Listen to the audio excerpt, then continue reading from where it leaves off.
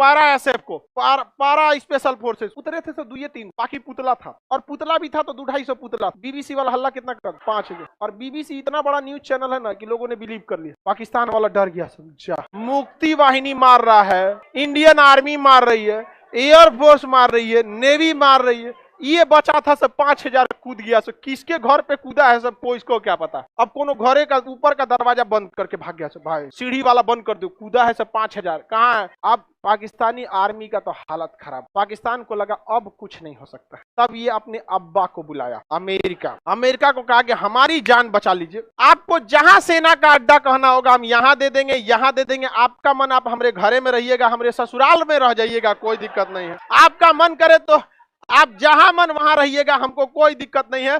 हम अपनी पत्नी वाला भी आपको कमरा दे देंगे, चल जाइए। अमेरिका चल आया हमला करने।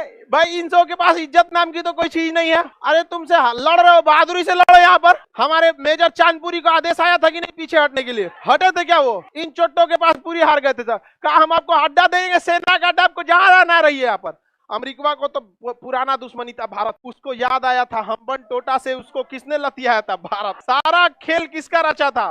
अब अमेरिका चल दिया यहाँ से बेड़ा लेकर अपना युद्ध करने के लिए। कहां से चला था? अमेरिका अपने यहाँ से चल गया। अमेरिका को बुलाया कौन? कहा कि बांग्लादेश को बचा ली। पाकिस्तान, अमेरिका यहाँ से चल दिया अपना बड़का जहाज लेकर, 7वां बेड़ा। कौन सा बेड़ा? हम लोग का जो INS विक्रांत था ना, उससे डबल बड़ा ये था 7वां बेड़ा। इतना बड़ा जहाज था कि इसके ऊपर 40 ठो उड़ने वाले जहाज आते। इसके में परमाणु बम था, परमाणु बम लगा हुआ था। किसमें? 7वां बेड़ा। और इसके साथ पनडुब्बी, डिस्ट्रॉयर, फ्रिगेट, मतलब ये जब चला था तो अपने साथ 30 से 35 पानी वाली जहाजों को लेके चला। ये अकेले चलता ही नहीं था, इतना खतरनाक। चल दिया 7वां बेड़ा लेके। अब भारत का हालत खराब। ये अकेले युद्ध का गेम पलट देता, पूरे इराक को ये अकेले हरा दिया था 7वां बेड़ा, अकेला गेम पलट देता इसका परमाणु बम से लेकर। और दूसरा एक बात और होता है ना, देखिए गांव का बहुत बड़ा दबंग आदमी आपको एक तमाचा मारेगा ना, तो आप बस कंप्रोमाइज करिएगा, आप पलट के उसको नहीं मारते। और ये सबसे बड़ी गलती हो जाती है। पलट के मजबूत इंसान को कभी नहीं मारना चाहिए। अब मारना चाहिए तो एक बार में उठना नहीं चाहिए। एक बार में अगर उठना नहीं चाहिए, कभी भी नहीं, कितना भी बड़ा रहे यहाँ पे, एक बार में उठना नहीं चाहिए। कहीं कुछ मार दो ससुरात, लेकिन एक बार में। भारत ने कहा कि कुछ भी हो जाए 7वां बेड़ा आओ।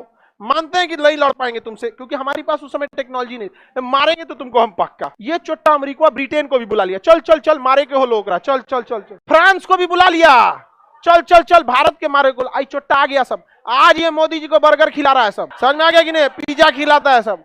लेकिन ये चोट्टे मारने आए थे सब हम लोग को। इतिहास कोई भूल जाए, हम ना भूलने वाले हैं, कभी नहीं भूलना चाहिए इतिहास।